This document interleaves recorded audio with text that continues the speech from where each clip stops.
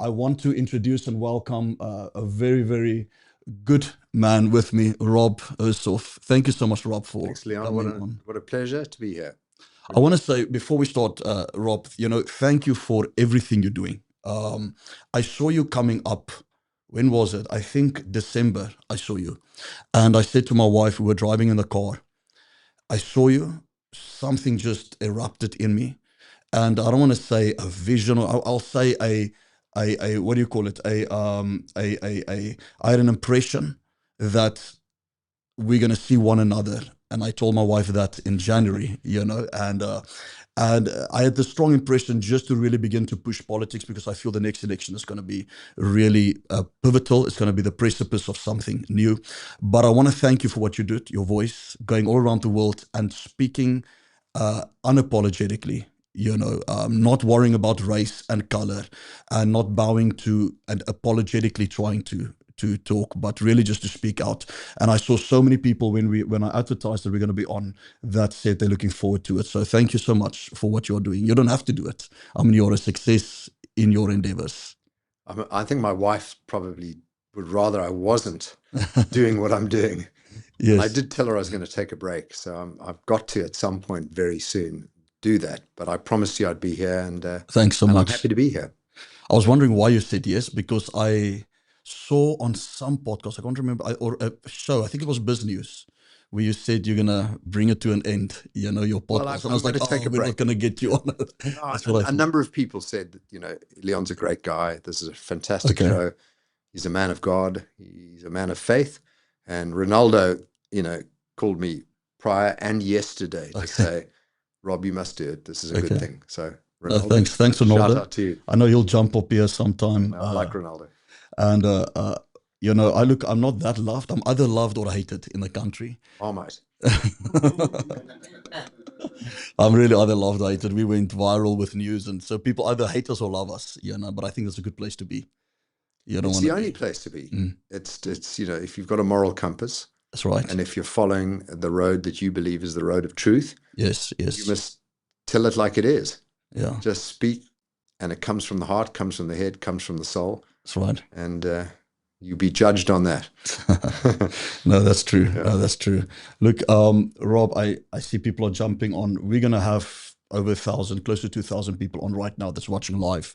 I want to make it available a little bit at the end, just for like 5 questions or answers or something like that. I'm happy to do that. They can jump and ask questions. But Rob, for a lot of people on here, they might not know you. So I know a little bit of you just from being in South Africa, but what is your history? How did you get into, and then eventually, how did you get into the world of politics, or what made you think about it? But where did you start off? What was your family? I don't feel like I'm in politics in a weird way, but I grew up in 1960. I was born in 1960 in Johannesburg to a very wealthy family.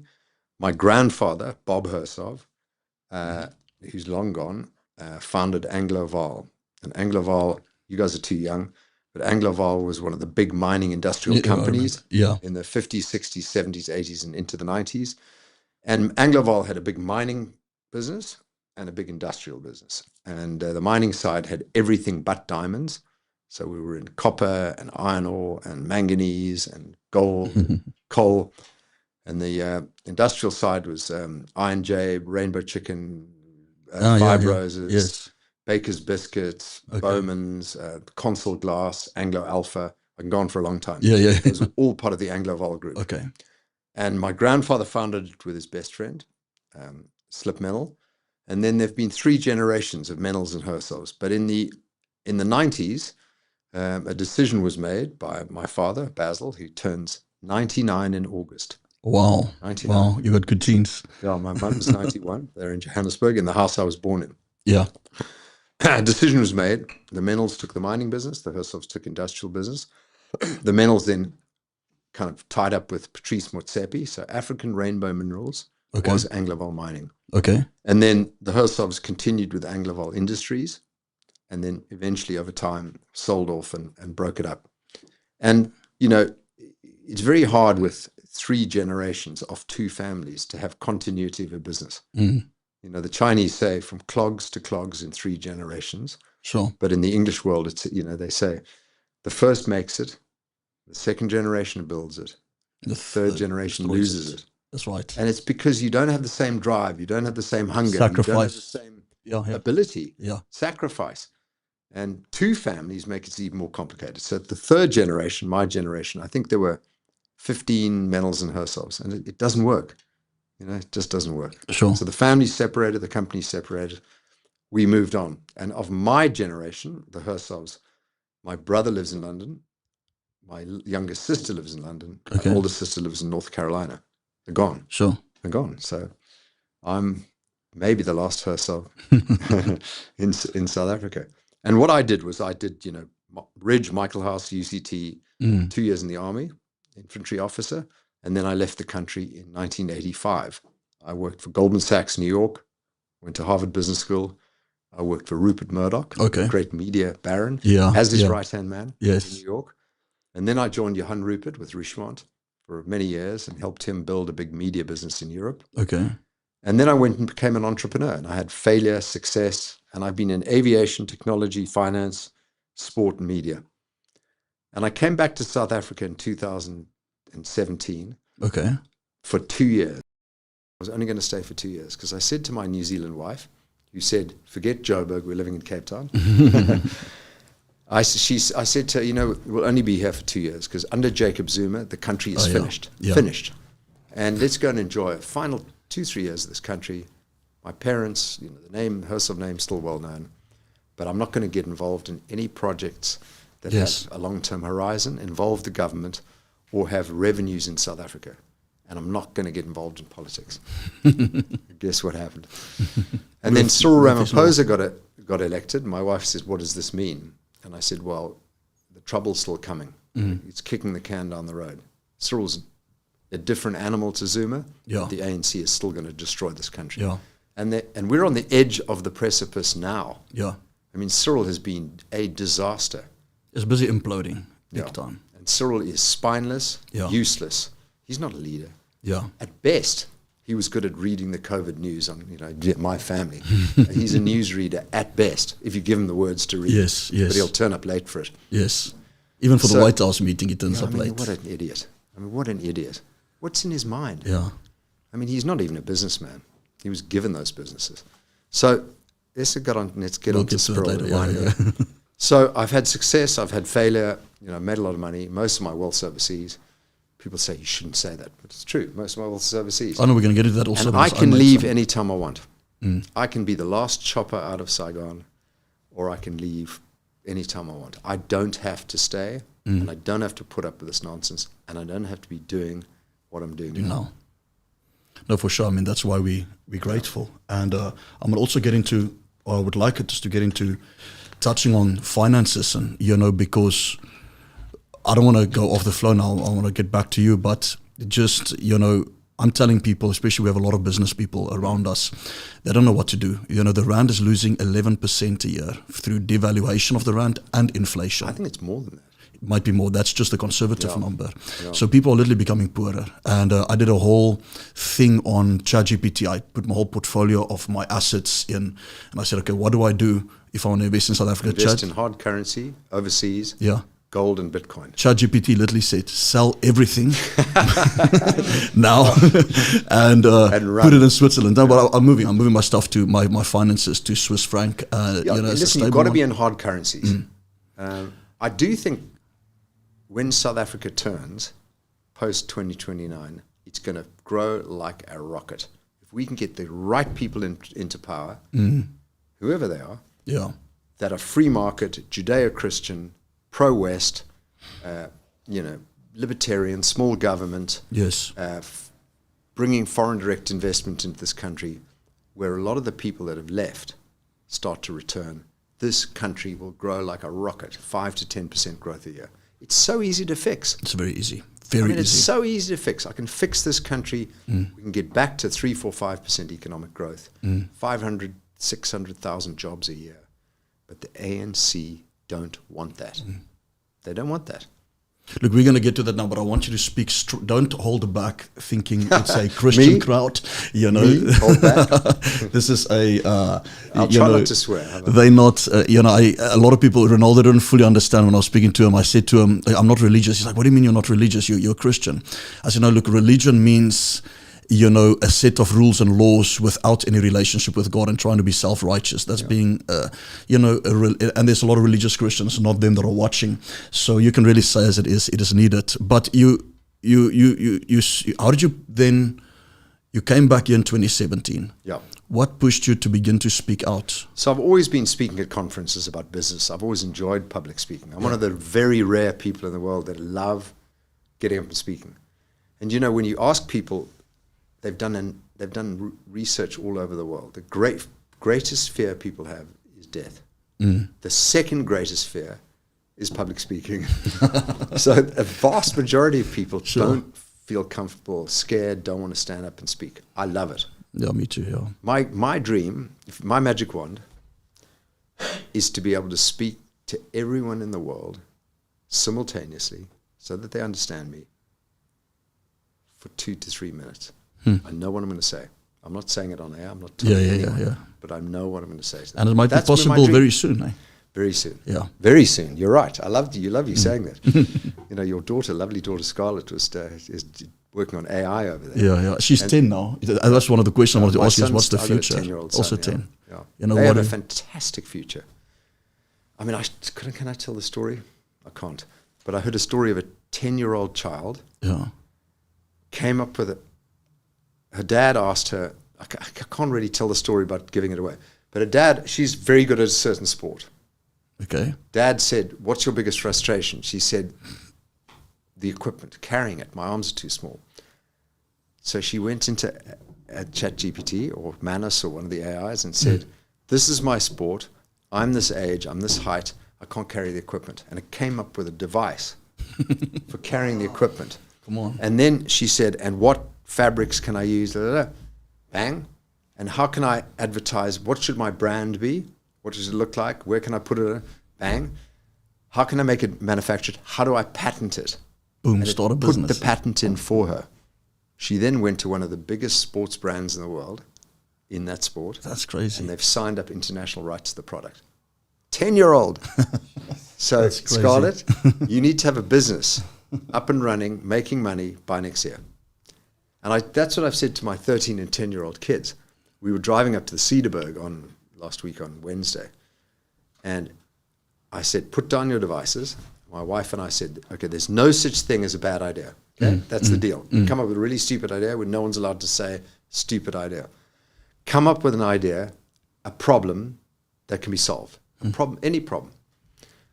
And so the kids came up with mad, fun, crazy, and some very good ideas. We wrote all of them down, and we're putting them to AI and saying, does this exist? So how is this problem to be solved? Does it exist? What could the product be? Which company is going to be disintermediated by the product?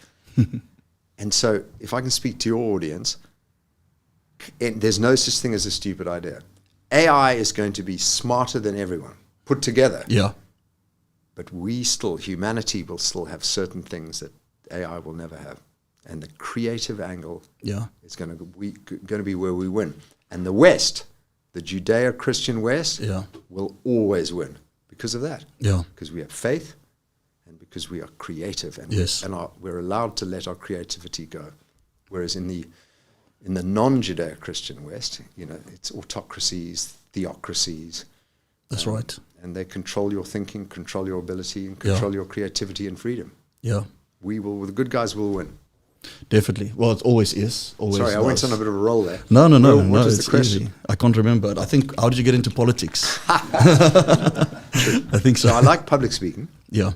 And I like debating. I like panels. And I like, my dream is to do stand-up comedy, but that's still to come. My wife's begging me not to. And I went to a business news conference in the Drakensberg. Yeah. And it was just after the KZN riots. When was that? 2021? 22 or 21? Yeah.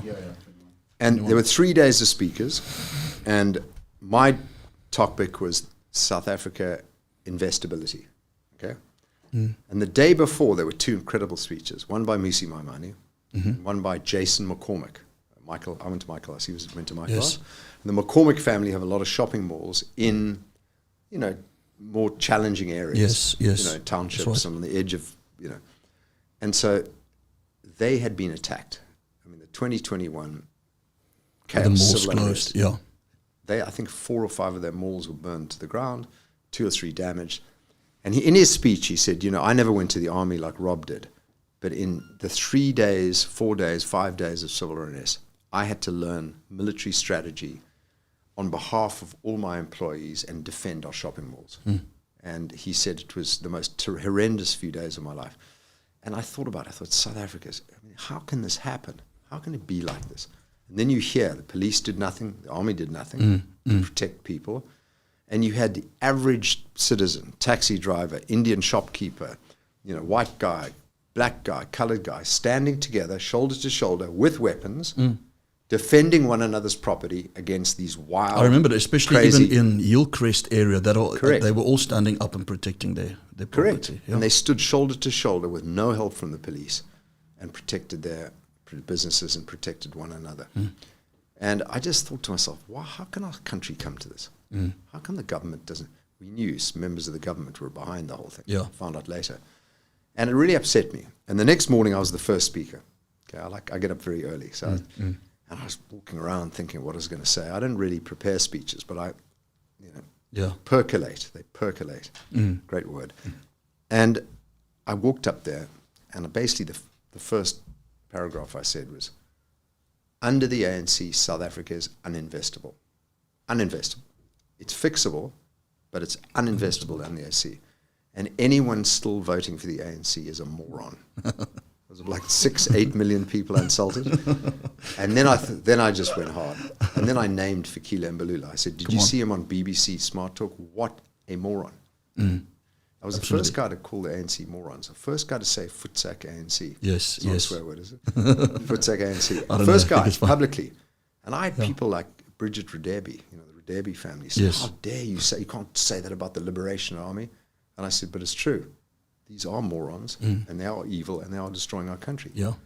And it's not that I was the first to say it, but I was one of the most prominent people to say it. Okay. With a lot to lose. Yes. And since then, almost no businessmen have stood up. The South African corporate community are cowards, colluders, or they've been captured. Yeah. They say, we do a lot of, charity, we work behind the scenes, we meet Cyril, we have white papers, we belong to BUSA, LUSA, NUSA, whatever these organizations are. But for the man and the woman in the street, do you ever hear these big corporate guys say anything? Yeah. A few have. Neil Froneman, Michelle Leroux, Gareth Ackerman, Alan Pullinger. Okay. Big business people. Yeah. And then there are the amazing people like Prince Mashele, Moletsi Mbeki, and podcasters and lawyers and media people. Yes. But big business, silence of the lambs. Obviously, because they are benefiting it somehow. Either that or they're scared. Scared, yeah. Or they are captured. And when I say captured, the big businesses have the PIC, state-owned enterprise, as big investors. Yes. They have the unions. They have DEI and all that cultural Marxism. So if you look at the board of directors, you've got like 2 or 3 people of color with dodgy DEI titles like, personnel technical assistant, like some nonsense title, sitting on the board. And then you've got the CEO. And if the CEO isn't the founder of the business, they're an employee. Yeah. The CEO of Investec, whatever color they are, is an employee with an employment contract. And I guarantee in the employment contract it says you're not allowed to speak out in policy. Okay. So they're captured. Yeah. And there I am calling them cowards, colluders, and they're sitting there going, Rob, what can we do? But they can do something. If big business, if taxpayers had a revolt. Big business That's had a revolt. My whole thing. If taxpayers had a revolt. But how do we get to that? Goes down. Because I've been calling for, I can't call for, I'm too small. But how does one start something like that? But you're not. Because your voice is a beacon of light, as is Willem Venters, as is Ronaldo Gous, as is Sihle Big Daddy, Gareth Cliff, Byron Shepherd, Kuhle, Sama Sabit, yes, concerned citizen. Yes. There are now more and more of these beacons of light, voices. And all of us need to hammer home. How do you start a tax? Is there a possibility for a tax revolt to come?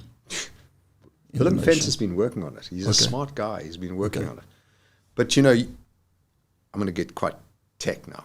There's a thing called a DAO, a decentralized autonomous DAO, decentralized autonomous organization. I don't want to get too out there, but it's a kind of automated organization where you put the rules in place, and then if certain conditions happen, certain things happen. Okay. So what you need to do is sign up enough taxpayers and PwCs and corporates so that if certain conditions are met, i.e. enough people have signed up, on a certain day, you do not pay your taxes.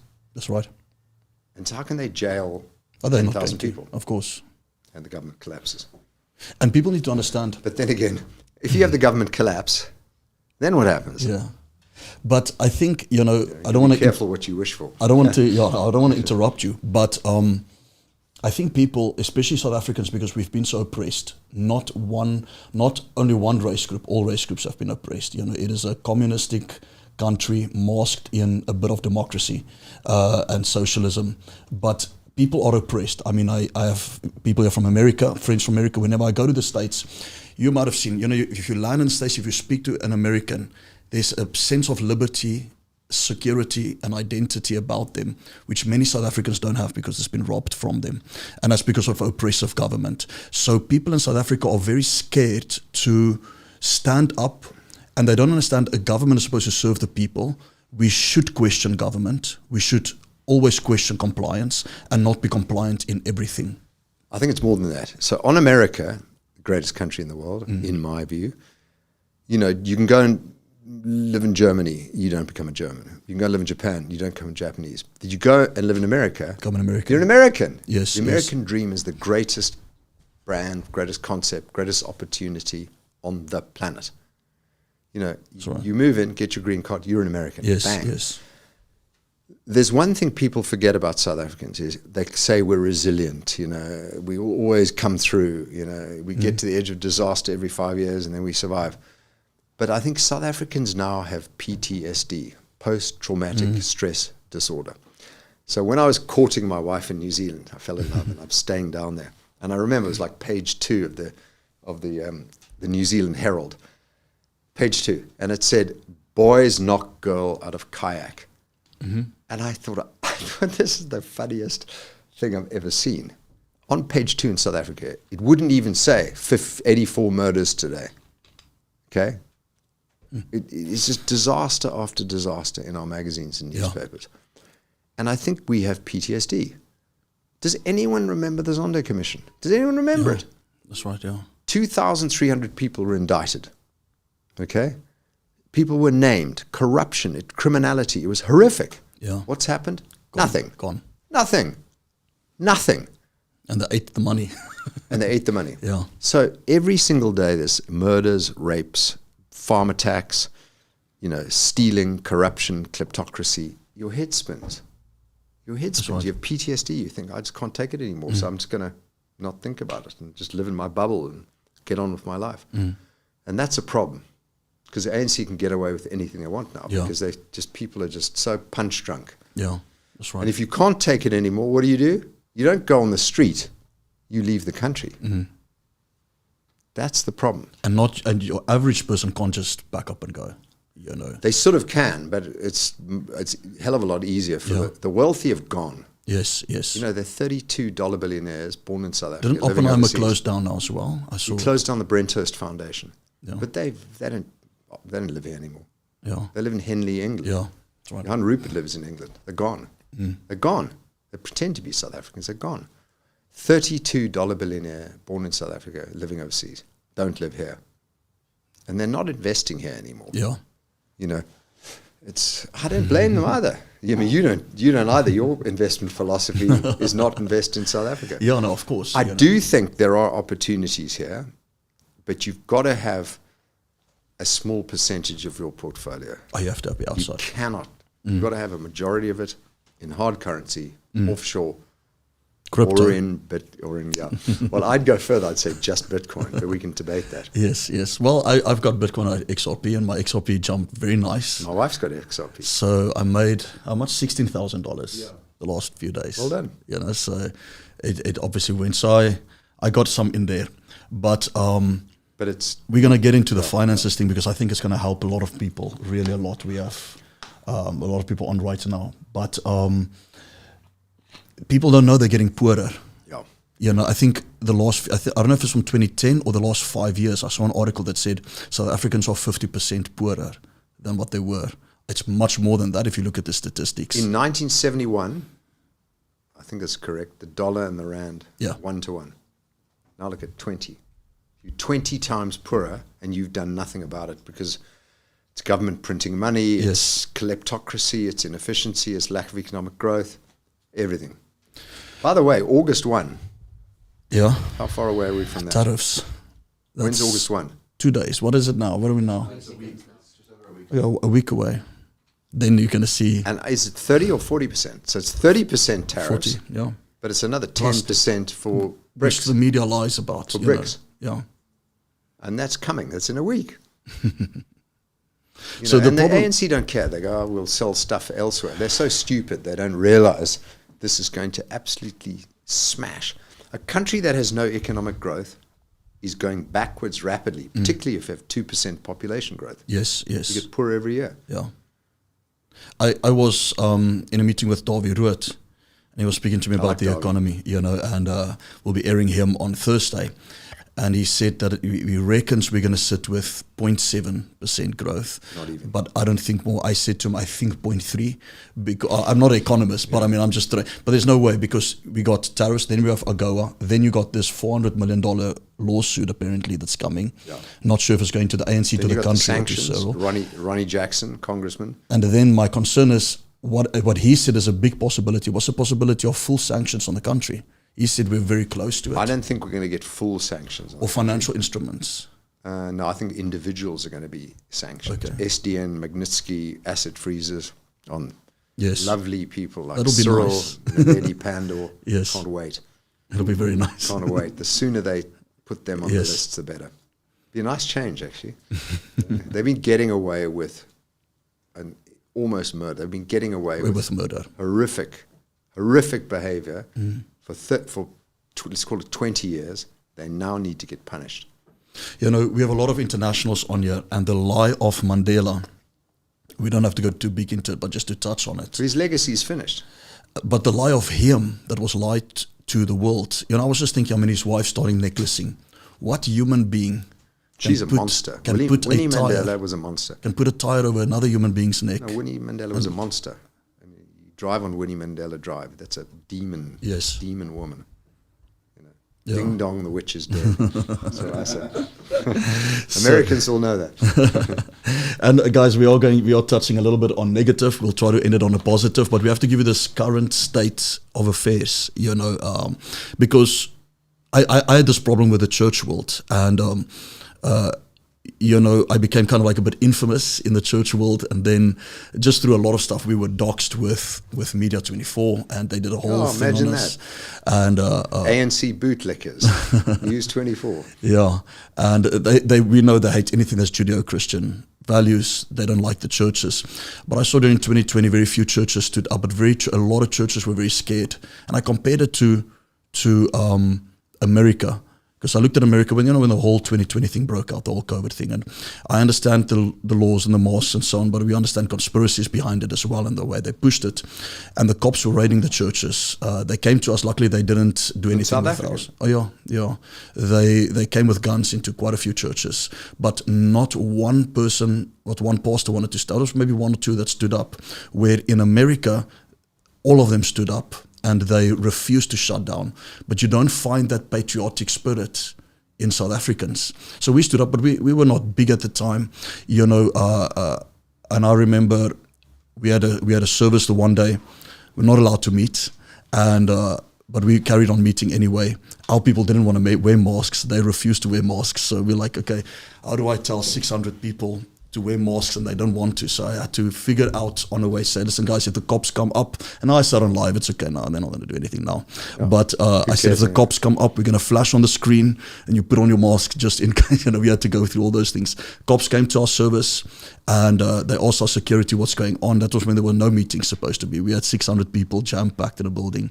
And the cops just left us for some reason. But other churches, they did go in with guns. But I was standing up vehemently against it. But I didn't see many people want, and then I saw the patriotic spirit not there, or people are scared or captured. So I went on a podcast tour of America. I was on the Dave Rubin Report. I wanted to ask you about Patrick Bet-David, Charlie Kirk, Laura Logan, a lot of the Epoch Times. Yes. And what amazed me was how little they knew about what was going on here. I don't blame them. I mean, there are how many countries in the world? 200? Yes. There's 55 in Africa. You know, how does any foreigner understand what Africa is, let alone South Africa, and what's going on? And they remember kind of apartheid ending, Mandela coming in, and then everything was solved. Let's focus on the rest of the world. And all of a sudden, it's been a big wake-up call for, you know, people in America, Europe, Australia, whatever, what is actually happening here and how bad it is. That the ANC has turned from this liberation organization into a racist, socialist, kleptocratic, Marxist, incompetent, evil mafia cartel organization. Yes, yes. It's beyond revolting what the ANC has become. And anyone still voting ANC is to blame. Yes. To blame. They keep them in power. But on the question of going to the tour, I wanted to ask you this. What is the global perspective now? Well, are we going to see a continuing of a pushback or not? Well, America has, thank goodness for Donald Trump. Yeah. He's the one and only international leader that stood up and said, this is unacceptable what's happening in South Africa. Yes. You know, the Europeans have been pathetic, weak, socialist, overregulated. I mean, he went there and said, you're going to pay your fair share for defense spending. Yes. They weren't even making the 2% of GDP mark. He's got them to 5%. They're going to have to defend themselves. Jeez. Donald Trump has done an amazing job. You know, some things people may not know. Before he was became president, he said, I will close the border. He's closed the border. Yeah. There were 10 to 15,000 people flowing across a day. Now, zero. That's right. He's now throwing people out. And these moronic Democratic judges are trying to say, this rapist and murderer deserves to stay in America. Think about that. Everybody said inflation's going to go through the roof.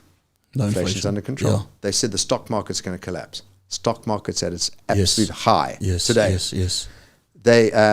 Employment improved. Jobs are up. You know, it's every single metric in America is better and stronger. That's right. Against all odds. And then you look at things like the military. They were struggling to recruit enough people for the military in America. Okay, they need 50,000. Bang, they got them. In one day, they had 10,000 people. Because of leadership. Because of good leadership. And then on the international front, everybody knows, you know, what he's done in the Middle East. He's flattened Iran without losing one American life. Okay? He hasn't solved Russia-Ukraine yet. Yes. But he gave it a run. Now he's turned hard on Putin. China's on the back foot. Yeah. And he solved, I mean, let's not forget, India and Pakistan were almost at war. He stepped in there, halted that. Congo stopped. That's right. I can go on and on and on. And he's only been president for 6 months. Look what he's done. He's the greatest American president this century and maybe the last 100 years. He has been amazing. And may the Republicans rule for the next 12 years. What was Patrick Bet-David? I mean, you met him, this is people we watch all the time, but what was their perspective behind the scenes after the show? Did they? Amazed. So David Rubin, he's the first one I was on because I was at the ARC conference in February and I kind of said to him, I'm coming on your show. I walked up to him and he went, okay, why? I said, because you're going to talk about South Africa. It's really important. Yes. And he just trusted me, put me in a studio, 10 minutes. 3 weeks later, he hadn't released it. I called this guy, Phoenix Glenn, great guy. I said, Phoenix, trust me, South Africa's big now. Get this out. Went to 1.3 million views. Bang, 10 minutes. Elon Musk retweeted it to 73 million people. And then all of a sudden, the podcasters were like, hang on a second. Wow. South Africa's interesting. And Ernst Roots has done a super job. Yes. He's been Ben Shapiro, Jordan Peterson, Tucker Carlson. Yes. I've been on Patrick Bet David Rubin twice. Yes. Charlie Kirk, That's right. and then various other ones. Were you Rubin, up with Charlie Kirk? Yeah, I didn't see it. No, Okay. I did Charlie Kirk. Oh, you did live on a Zoom. On Zoom, that's right. Yes. David Rubin's coming to South Africa. Wow. He's coming to South Africa in October. You're the first to know this. So it's not okay. Well, so we're going to, and Patrick Bet David is going to come as well this year. So it hasn't stopped. The pushback hasn't stopped. No, it's bigger because now. it felt like it stopped a little bit. No. It's bigger now. Okay. And then I've done 2 on Sky News Australia. Yes. They're doing an amazing job. Yeah, they're great. Rita and her team. So what we've got to do, us podcasters, us media people, the new media, is we've got to fight back against legacy media, and we've got to amplify our voices, and we've got to add other voices. So there are a lot of young people Yes. who should be launching podcasts. Talk to us about Truth Report, because I think, we're going to get into ideologies and how people think, but the way to change this nation or ideologies is by media. We're going to have to replace the media. The only way is podcasting. Media 24's lying. I mean, the propaganda, it's like I'm living in that movie or that book, 1984, this year. They ramped up everything. I mean, every article is this white man doing this, Correct. this black man, and they So to your audience, okay, where's the camera? Is my camera, that one? Anyway, this is your camera. So Here you go. cancel your subscription to News 24 now. Okay? Cancel. I said it on And Sunday. make sure if you're going to follow Daily Maverick, take only the free version. Don't give them any money. Okay? Do it now. Okay? No, you have to. You have to. They're already losing So subscription. Byron Shepherd, Morning Shot, you've got to cancel it too, because he says he only subscribes so that I don't have to. Cancel the subscription. This Media 24 doesn't like this, but there's a hack to get into. Somebody released it on X today. There's a hack to get into their articles without paying. All you do is you drop the link in ChatGPT and tell me, what does it say? But I don't want to read It that. tells you beyond the link. So they did an article on me 2 weeks ago. Yeah. They did, the factual incorrect lies, whatever. I didn't read it, so people told me that Rob Hersov put forward on his American podcast tour, and they picked Epoch Times, and they said, he said this, it's not correct. Said this, it's not correct. Epoch Times fact checked everything I said anyway. But what's more amusing about it is in the News 24 article. Just go to the comment. If you're still subscribers and you're going to cancel later, go into the comments. All the comments were supporting me and anti-News 24 in their own article. So we've got to do that. Yes. We've got to launch more podcasts. And for young people who want to do podcasting in the evening, in the morning, and things like that when they're not at work or don't have jobs, get your device, put on a light, and record and get it onto YouTube. Yes. Let's have everyone speak up. Everyone speak out. And where the idea for Truth Report came is Donald Trump didn't appear on legacy media. He did on Fox News, but he avoided CNN, MSNBC, CBS. And he did that incredible 3-hour with Joe Rogan. And I listened to the whole thing. Okay, I didn't even have it on speed playback, which I normally do. That was classic. It was good. And it was after those 3 hours, I felt I really got to know Donald Trump. It was amazing. And I realized with this buddy of mine, Nick French, that this is the future. Podcasts like yours, Morning Shot, Concerned Citizen, let's pull everyone together onto one platform, create more podcasters, more content, and amplify the message we're putting out. And that's the Truth Report. Yeah. We raised quite a bit of money very quickly. People were keen to get behind it. That's good. And we have a studio in Cape Town, Gareth Cliff studio in Joburg. Okay. Setting up a studio with Ronaldo and Byron and PE. Yes. And so we go. And we're just producing, distributing, building it. And if I can ask your audience to go to Truth Report and just click the subscribe button. It's free, but I'd appreciate it. Put the link for us in the comment section. The link will in the comment section, for guys. Truth Report. Let us know in the comments quickly how many people are watching with you. So we usually have a lot of families watching, like 4 or 5 people, you know, so we can easily have now over 2,500 people or so that is now eyes on the show as it is live right now. So Basil John, my name's second name is Basil. South Africa will become a righteous country, not by might or by strength, but by the Holy Spirit. Basil, so, you and I share a name. Is that your second name? Yeah. Okay. My dad's Basil. Okay. Yeah. Okay. So guys, please go click on that. Go follow it. I followed as well. Truth Report, and it's really no nonsense, accurate. So we operate by the 5 Fs: faith, flag, family, fact. I think facts. What's the 5th? I remember Ronaldo told me faith, freedom, flag, freedom. That's right. Yeah, there we go. Yes, you yes. Get it. I was going to remember which is on which finger. So that's the basis of Truth Report. Yes. And all the investors, we said to them, look, we are going to make it a for-profit. We are going to try and return your money and make a profit. Okay. But it's not, don't invest for that reason. Invest because you want to make a difference in South Africa. Yeah. And we'll be very careful for dollars and cents. We need it because, like I said, if I read News 24, it's like reading the book in 1984. The audacity of the propaganda is shocking. I mean, they literally said Cyril had a victorious meeting. How did they go to bed at night?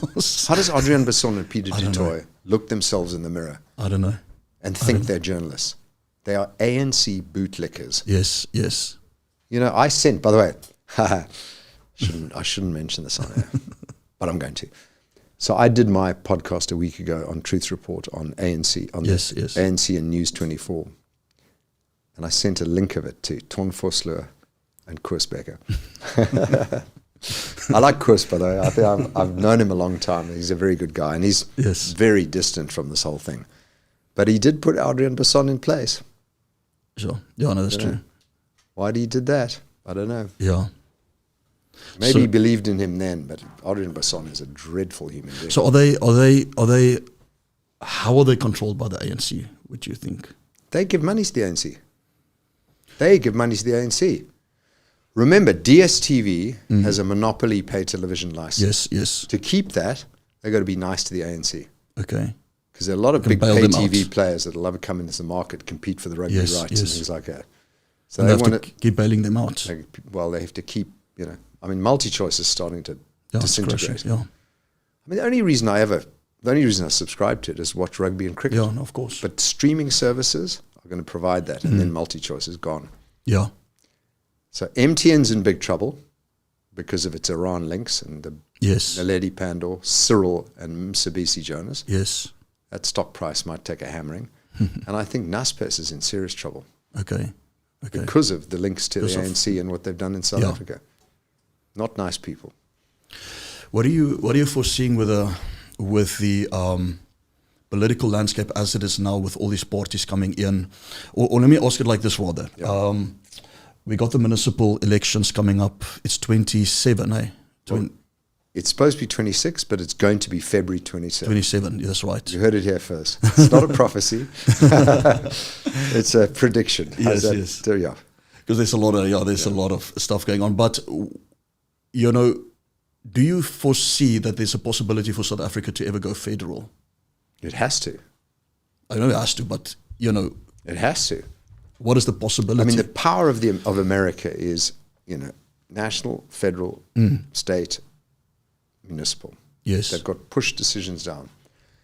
Under apartheid, we had Pretoria making all the decisions, and look where that got us. Yeah. Under the ANC, Pretoria's made all the decisions, and look where that got us. Yeah. We've got to get rid of Pretoria and push decisions down to provinces and cities, where the decisions can be made for the good of the people that live there. Yes. You know, I mean, the Western Cape is run by the DA, and it's the only province that's run properly and profitably. Yes. Can't people see the light and say, well, maybe the DA know how to run a country, right. And maybe the ANC do not? I mean, guys, come on, wake up. Jordan Hill-Lewis and Alan Winde, superb, are pushing for the devolution of a lot of powers down to provincial level, to the Cape, such as running the rail services. Okay? They have, I think, a budget of 10 million rand per year over the last 2 years to train railway engineers, and people to run the railways. Okay. Predicting that at some point soon, when things really collapse, the Western Cape will run its own rail network. Can you imagine a train from Paarl, Stellenbosch, Cape Town on a, every half an hour, click, click, click, picking up people and dropping them. Yeah. Okay. It'll lift a huge amount of congestion from the roads. And they're visionary enough to see that that's probably going to take place, but we need further federalization. Yes. And Ernst Roots correctly says, Rob, please don't keep telling people to leave the country. Okay.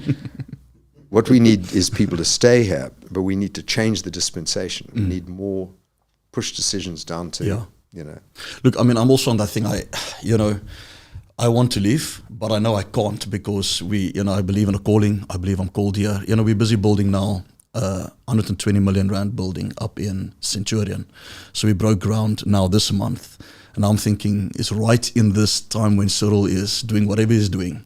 And it's affecting, and I mean, we live on, as a ministry, it's on donations, that's about it. There's a few business avenues, but very little. So it's on the giving of people in a third world country. This is how ridiculous South Africa is. We didn't used to be third world. Yeah, sorry? We didn't used to be third world. I almost want to say fourth world, but third world country. To get 120 million to build of people's free will offering and giving, where the banks don't give any mortgages or bonds to the churches, nothing. Doesn't matter how much assets you have, doesn't matter how much surety signatures you have, they just don't do it. In the United States, 3% bond on a church building, they can build it. So we're sitting in a country where you're supposed to, we actually need it, can't have it, we have to build it cash. But now we're investing, we're busy. So I wanted to leave. Not wanted to leave, I know I kind of like confessed to all our viewers, but the thought came in like it would be nice, to go start over somewhere else. Where would you go? I know, the only place I would go is America. Me too. So I just got back from a 2-week holiday in Australia. My wife's a New Zealander, so to see her parents, we fly over there, and then they and the family fly up to Fiji, Australia. I couldn't live in Australia. I spent 2 weeks there. I almost pulled my hair out. Okay. And New Zealand's even more boring than Australia. It's like, I lost 4 days in New Zealand. I love their rugby and I love their people. But what a dull country, It's all politicians and regulators and lawyers, and you can't say this and you can't do that. Yes. Australia's not as bad, but it's pretty bad. I couldn't do it. Couldn't do it. I want a red pill state in America, Florida or Texas. No, look, I love America, but I can't go. We called here. We got a great work going here. I feel the same. And I think what our goal is Rob, okay, we're building up there. They're building here in Cape Town. So we got the name Encounter, and we're really spreading it all over. I believe that Christianity is a way to change the ideologies, which is demonic. In South Africa, we have a church that's not white, not black. It's all cultures. It's open to all races. 88% of South Africans are Christian. Supposedly. That's a good point. Yeah. Why supposedly? Well, what's the race? We 64 million, 65 million around there. You got ancestral worship all over. So I think that number comes from pre-1994. I think so. And then people have a thing of where they say Christian values rather than Christian, but it's not showing in the landscape. It's not showing anywhere. So if I felt more safer in a place like Zimbabwe. I know we spoke about it a bit earlier, but I came from Zimbabwe last week, and I know there was no oppression, there was no apartheid there, but I felt safer there.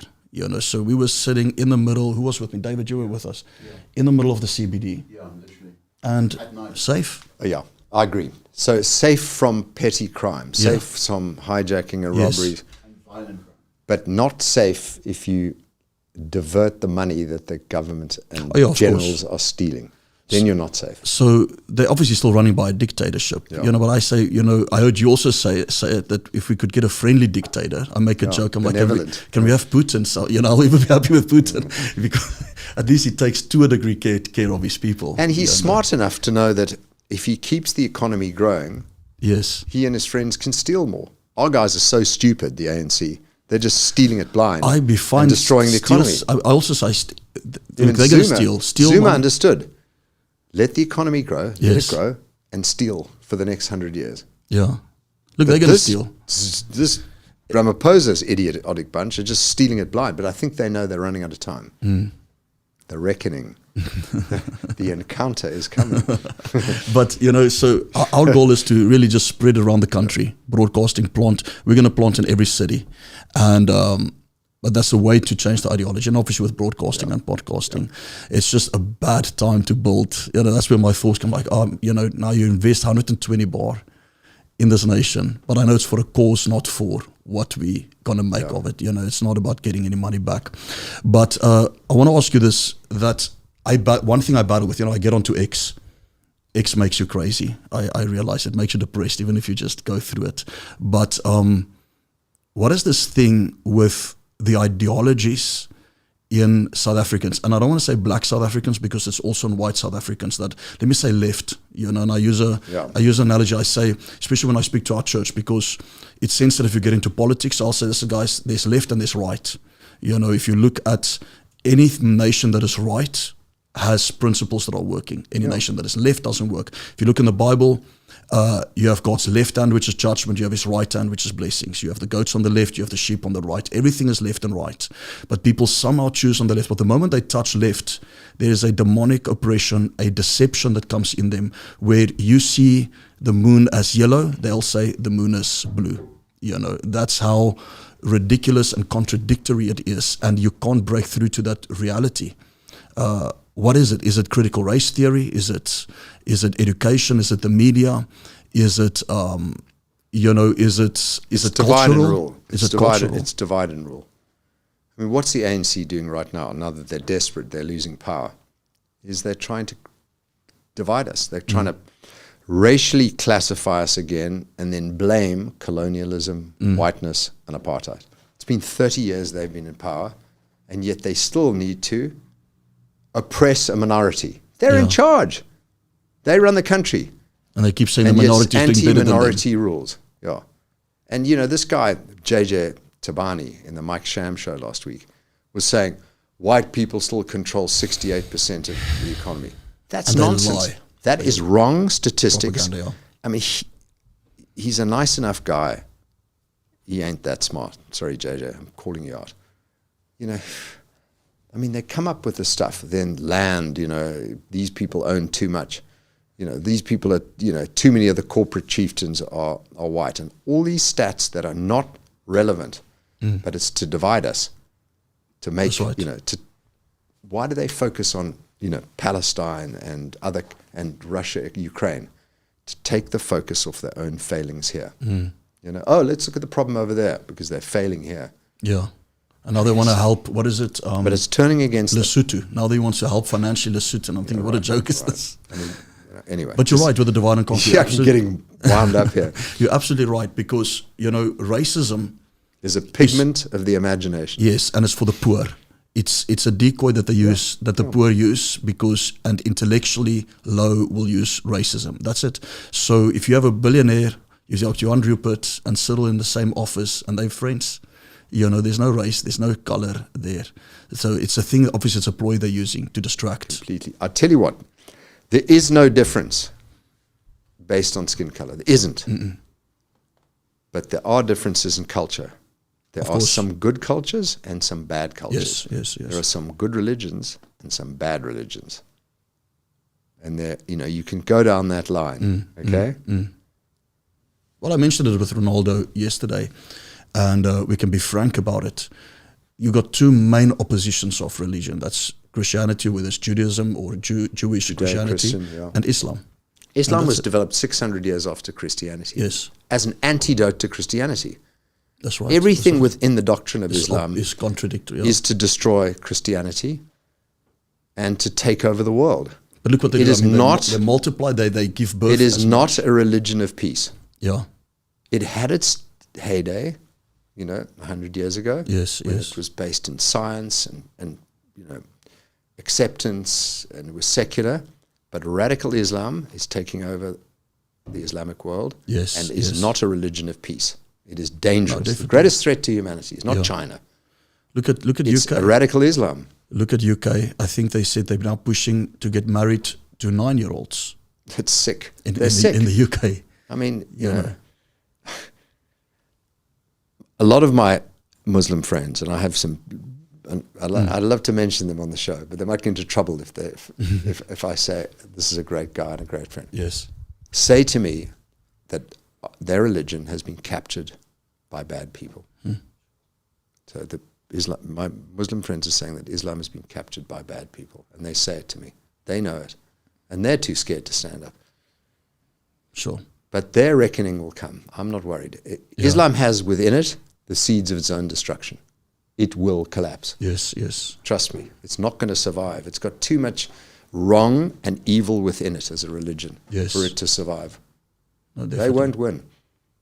And the good Muslims will eventually come to the fore and recapture their beautiful religion, which it can be, but the bad guys are in charge right now. No, of course. It's like everything. Look, I have not sensed the tenseness in South Africa as it is now, but it's good.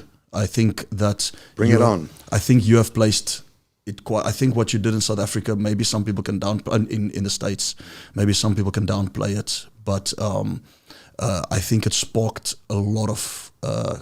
You were the. But do you know two things that really make me amuse me.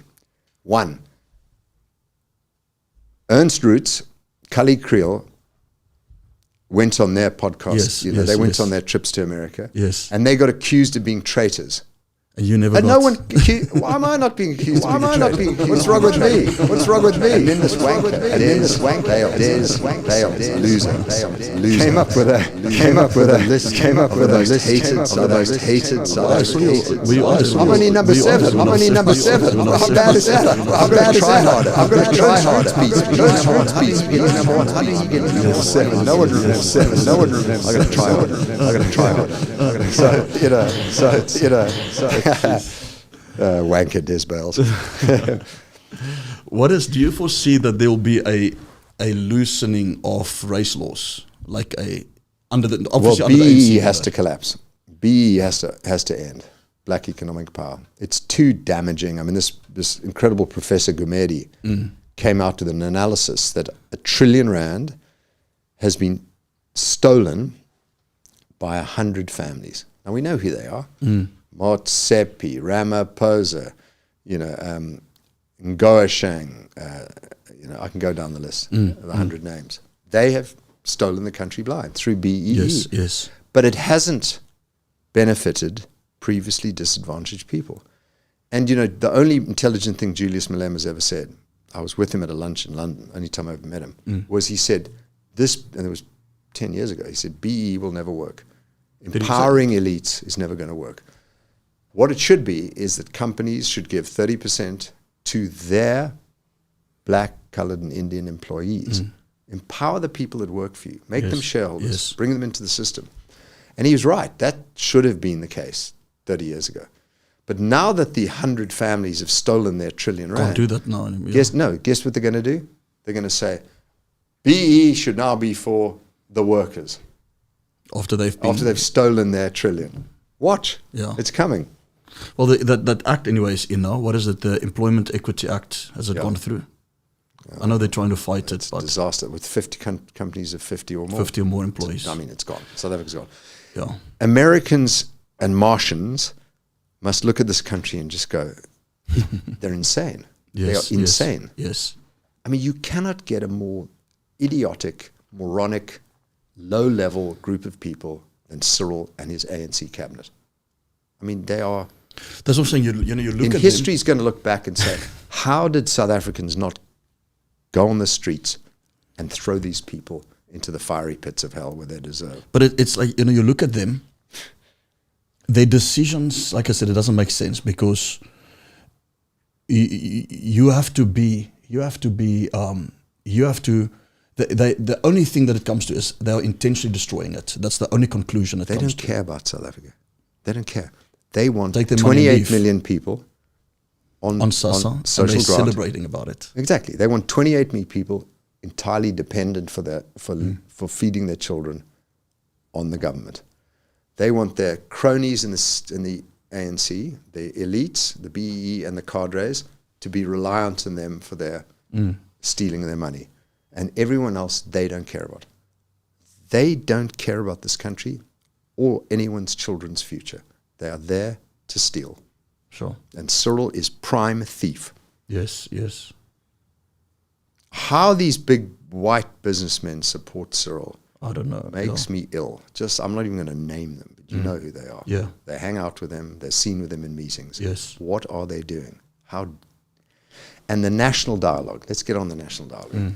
How can Robbie Brosen, Bobby Godsell, and Sia Khaleesi be on that national dialogue? It's going to cost us up to 700 million rand or more. Yeah. It's a way for the ANC to steal. And they are sock puppets for the ANC. They should resign. I have enormous respect for Sia. I like him. Bobby Godsell, what an extraordinary guy. Yes, Robbie Brosen founded Nando's. But what are they doing on the national dialogue? What are they doing? They should resign. You know, and there's that nasty anti-Semite MTO Suleiman there. I mean, how can they even be in a room with him? Yes. And, you know, what disappointed me with the White House meeting is it was great with switching the lights off, but when Retief, Ernst, and Johan were supposed to talk, Retief got one sentence out that his parents, it was unsafe for his parents and they had an experience, but he felt intimidated. I could see it. He felt, it's like, it's. I don't want to be too frank right here, right? I don't want to say who was scaring wrong. them? Who was scaring them? Well, why were they intimidated? Let me give you my view. This is allegedly, okay? But what I saw, and this is why I was trying to figure out, okay, who's running who? Because I saw Ernst not saying, Ernie not saying anything. And literally Trump is asking them to talk so that they could speak. Like Trump was saying, can you guys talk so that they can mention the problems? They didn't mention the problems, so it looked almost like Trump was disappointed in them because they were not speaking up. Then we got to Johan, and I saw Johan putting his hand on Lamola, like really like, you know, like I'm in control here. You know, he was like, Malema is no longer like this. And it looked to me like he was controlling it. Why was he there? And he wasn't invited by Trump, as far as I know. So Cyril, you could see it with a conversation. But it looks like he was like showing everybody, listen, I'm running this meeting. Why was he there? Do you know, I believe Adrian Gore was in that group in Washington, but didn't make it into the final meeting, got bumped by the golfers. But why were they there? Were they there to defend Cyril? Looked like it. Yeah. Not nice. It was an embarrassing, you know, what a farce that meeting was. What a farce. And we've got tariffs arriving in a week. What was Cyril? He's had 90 days to do something. He's done nothing. That's what I wanted to get to. Like are they intentionally not doing anything? You know, how can you? Care. They don't care. As long as they can keep stealing. And by the way, if you have a functioning democracy and a functioning economic system, it's hard to steal because all the pillars of democracy work. Yes. Judiciary, media. Yes. You know, if you break things down and create chaos, it's way easier to steal.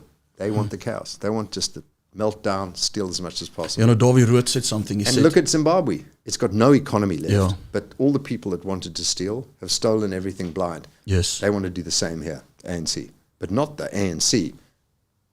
Those evil, satanic monsters that hang around Cyril and in the background. Dawie Rood said, you know, an economy by automatic or by nature does grow.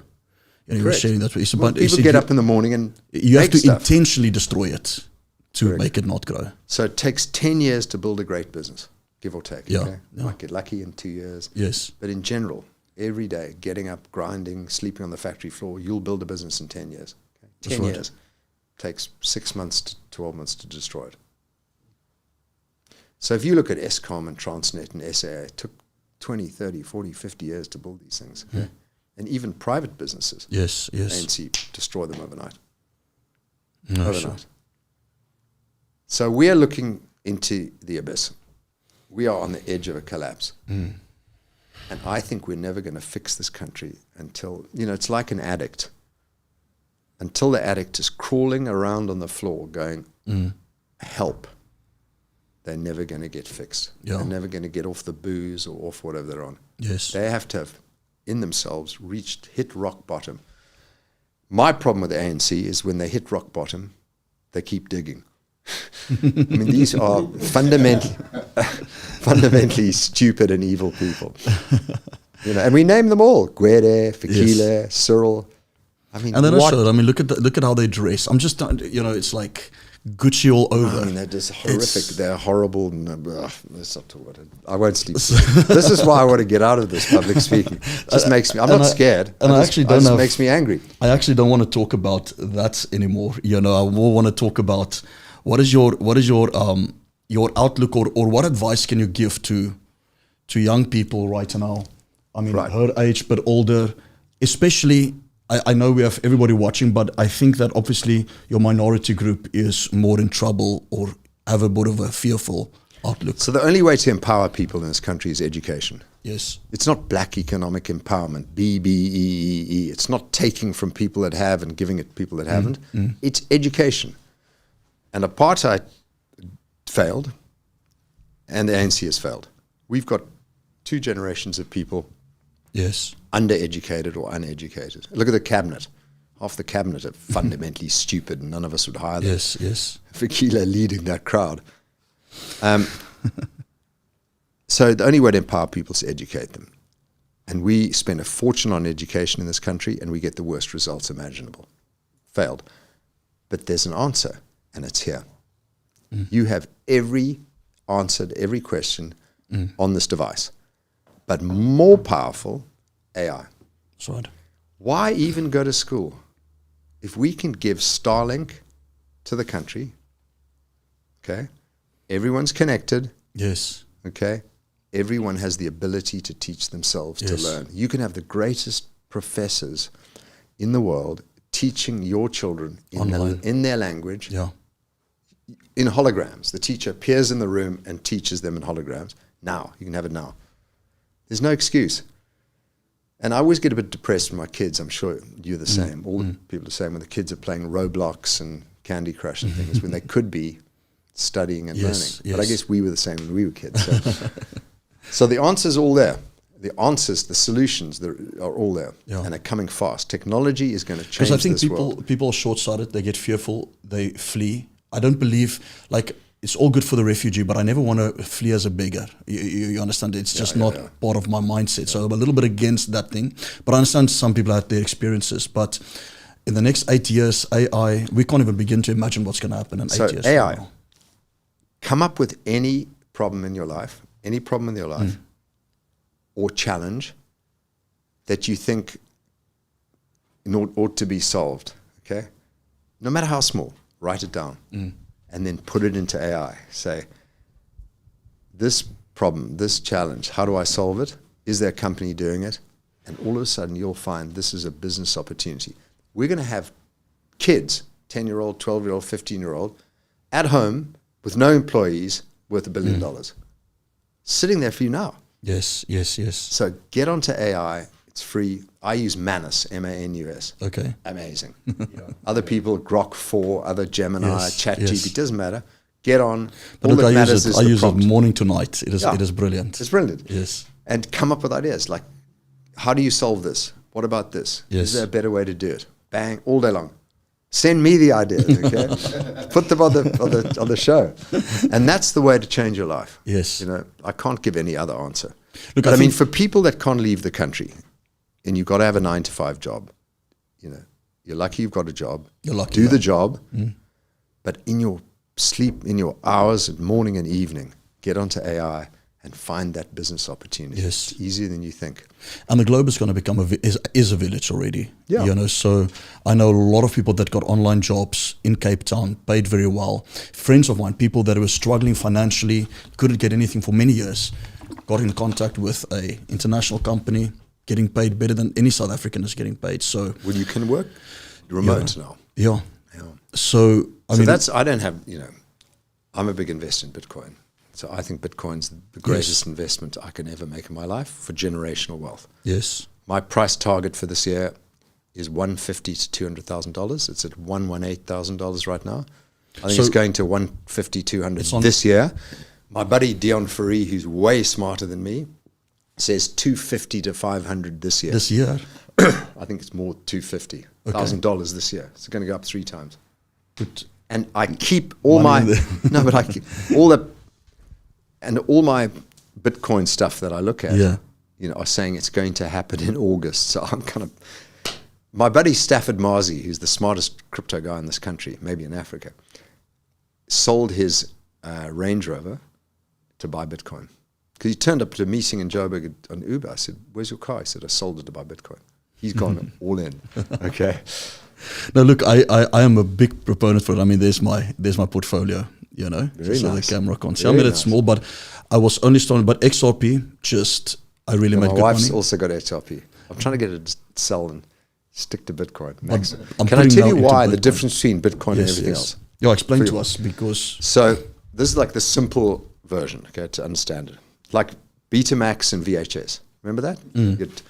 There's the Bitcoin blockchain and the everything else blockchain. Okay? The everything else blockchain is Ripple, Solana, Ethereum. Okay? All of those were created by human beings, are owned by human beings, are run by human beings. Okay? There's a board, a CEO, and from one day to the next, they can change the rules. They can print 100 times more Ethereum, and the price will just collapse. Or they can sell their holdings, and the price will collapse. Even though they have use cases, utility, and there's some very good ones like Ripple, Solana, and Ethereum. Those are my three that I would invest if I wasn't a maximalist. They are controlled and run by humans. Bitcoin is not. Bitcoin is the only investment I've ever seen in my life uncorrelated to the world monetary system. Disconnected. Okay? It's a code in your head. And I heard a story of a Russian who got called up to the military to fight in Ukraine, decided he didn't want to do it. Sold everything, bought Bitcoin, learned his codes, and walked out of Russia through a friendly country, carrying his wealth with him. Government can do nothing. It's 24 codes. You've got to remember them or hide them. 21 million Bitcoin will only ever be produced. Okay, it's algorithmically. Yes. 6 million have been lost. People that when they were worth $50 or $100, people didn't take it seriously. Lost their codes, forgot about them. Bought a pizza with it. Bought a pizza with 6,000, or threw away their hard drives. Some guy in Wales said he'd pay the municipality £50 million to be able to dig through the dump to find his hard drive, because you saw that story. Yes. So Bitcoin is unique. Anyway, I won't bang on about it, but no, I want us to touch it because it's brilliant, and I don't think people know too much of it. And what's happening is adoption. So yes, that's right. There's MicroStrategy, Smarter Web, and MetaPlanet. 3 businesses. Have a look at their stock price. MicroStrategy, MetaPlanet, Smarter Web. I know of a similar business being launched in Australia, and Stafford Marzi and Warren Wheatley are launching the African Bitcoin Corporation on the Johannesburg Stock Exchange. It's going to be a way to invest in Bitcoin in a levered way. Levered, do you know what that means? Borrowing. Yes. So they raise money, buy Bitcoin. Yes. The price is going up. They then borrow money to buy more Bitcoin. Then they raise more money to buy Bitcoin. And the flywheel just goes boom, boom, boom, boom. And you get more value, more bang for your buck because it's levered. Yes. Okay? And you're buying it through a public security. You can do it in South Africa. That's right. So more and more of these companies are coming together, which means more people can buy in. Yes. But more and more companies are saying, why are we sitting on dollars and rand and euros in our treasury that is losing 11%? Dollar loses 7%, rand's probably 15% a year. Okay? Why are we doing that? We're losing money. Put it into Bitcoin. More and more companies, states, institutions, and countries are setting up what's called strategic Bitcoin reserves. Yeah. So the most famous country is El Salvador. Yes, they already have one, eh? But Bhutan, little country in Asia, yes, pays its whole government salary bill because of the rise of value in Bitcoin. Jeez. If Eskom mined Bitcoin starting 4 years ago, they would have paid their whole debt and had 200 billion rand in cash in their balance sheet if they'd started mining Bitcoin 4 years ago. So I tell you all of these things because every single company, country, state, and institution is starting to think, maybe we should be looking at this Bitcoin thing. Maybe, and suddenly, Texas is going to launch a strategic Bitcoin reserve, or some, I'm making it up now, Montenegro, Poland, and then the price is going to go through the roof. And people say you can't give financial advice. Well, I've put money into Bitcoin. I believe in it. When did you start it? Did you start long ago, or 2 years ago? You don't want to give the secret away. 2 years ago. Yeah. Okay, that's good. Yeah, I'm a believer. Yeah. Look, I had in, then I took out. I wish I could have kept it in, but now I'm just putting in. And people say it's too late.